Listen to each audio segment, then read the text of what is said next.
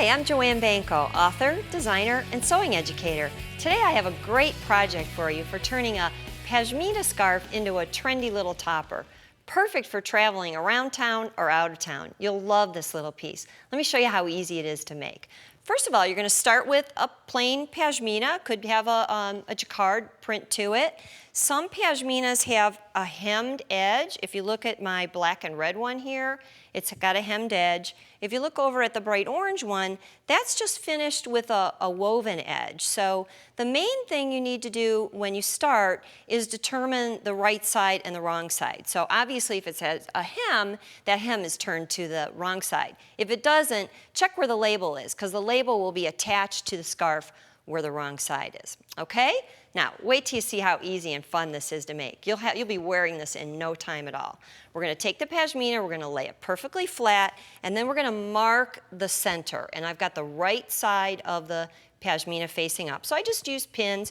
You don't have to be really fussy with this because it's kind of one of those garments that when you wear it, it's going to flow. If you take a look at the one on the dress form, you can see it's kind of a cross between a jacket and a cape. I just like to call it a topper, but just has a little anchoring where your arms would go through, but it's still open and unrestricted. Perfect for throwing on if you're hopping in the car, hopping on a plane, just about anywhere you could think of to dress up some of your outfits. All right, so we've got the pashmina all folded. I've got folded towards the center, and then the next thing I'm going to do is form the lapels. So I'm going to turn this edge back at a 45-degree angle. And again, you don't have to be too fussy, but I will use a measuring tool for this so that it's even on both sides, and I want it to be 4 inches. And I'm just going to put some pins in here to hold that in place. Again, just a few. This is going to be really easy stitching. And then I'm going to flip this one, make it to match. There we go. Again, once this is on, you won't notice if you're off just a little bit here and there. So don't be too fussy with that. All right, now the next thing I'm going to do is I'm going to take the scissors and I'm going to split both of the folds on the side. So we'll just take one here, and again, just smooth it out. If you want to put pins along the edge, you can do that. That'll help kind of hold it in place. You want to be pretty neat, and I'll tell you, first of all, this is the kind of project that you want to do all in one fell swoop. And what I mean by that is you don't want to cut this out and then kind of like throw it into a ball and let it lay around for a while, because when you get back to it, it's probably going to be a little bit messier. So you want to keep those edges from raveling too excessively. Of course, you could use a serger. If you have a serger, you could clean finish these raw edges, and that would also keep those ravels from happening. All right, I'm ready to stitch my lapels. So I'm going to grab just this 1/2. I'm going to move over to the machine, and I'm going to get this machine set up with a walking foot. Now, a walking foot is one of my favorite feet. Very often we think of this foot as a quilting foot because it helps evenly feed the quilt layers, but it helps evenly feed all kinds of tricky layers. So now I'm just going to select a straight stitch. And I normally don't like to back stitch on something like this, so I'll explain that a little bit more in a minute. I'm going to lengthen that stitch just a little bit, and I'm just going to line up my foot right along that lapel. Lower the presser foot. Obviously, I'm using thread that is in contrast to this fabric. You would want to use thread that matches or blends. And when you take a look at that pashmina, the one that's on the dress form, you see it's very multicolored. So just select a thread that is a prominent color in the mix of that pashmina. I'm just going to pivot around, and I'm going to lower the foot again. And just, there we go. My lapel is stitched. All right, I'm going to bring that needle up, take this out of the machine, and let me explain just another second here why I talked about not back stitching. Again, this fabric is soft, and it kind of could easily pucker up if we're back stitching. So what I like to do in this case is something that you normally don't need to do for regular seams, but in this case it works really well. I will pull the bobbin thread on the bobbin side, and then pull the little loop of the needle thread, and I would actually tie this by hand, tie it into about 3 knots, and then if you want to take a hand needle, you can bury the thread tails in and you won't even know where that's at. So once both of those lapels are done, it's time to take your pashmina and put right sides together. So I've already done that. Again, it's going to look just like it did when it was laid on the table, but what we're going to do now, right sides together, we're going to sew a shoulder seam.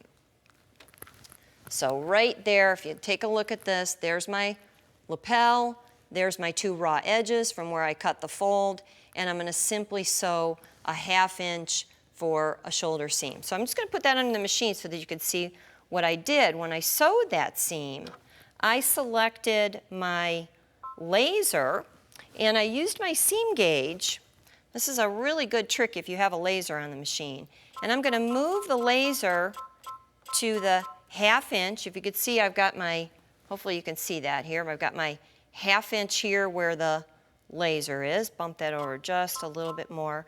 Then I take my width key and I move my needle position so that it lines up directly. So if you look on the screen of the machine, you'll see my red line and my blue line are right on top of each other. What that would do is give me my stitching line right at the point where I set that laser. So again, that seam's already stitched, but I just want to show you how we would do that. So both of my side seams are, both of my shoulder seams rather, are stitched already. And I've only got a couple more steps and this thing's going to be finished. So the next step would be to hem those side edges. So remember they were raw. And what I've done is I went over to my iron here. I'll show you, I've already pressed it, but I'll show you how I did it. And I love to use one of these metal gauges so I can find where my 1 inch is and then simply press and make that a crease. So now I'm ready to hem that edge. And again, you could see that this is a little bit ravelly. So you're going to snip a little bit as you go along. I'm going to fold that so that I'm folding my raw edge into the fold that I pressed. Turn. You could pin if you like. Usually I don't find that to be necessary because I just finger it as I go along. And you can see once again, I'm not going to backstitch on this. I'm going to do the same thing I did on those lapel areas. You can see I'm going to go all along this edge, fold that in, get rid of those little fuzzies as I go along. And what I'd like you to see is how smooth and even this is. So I'm not going to bother stitching that whole side.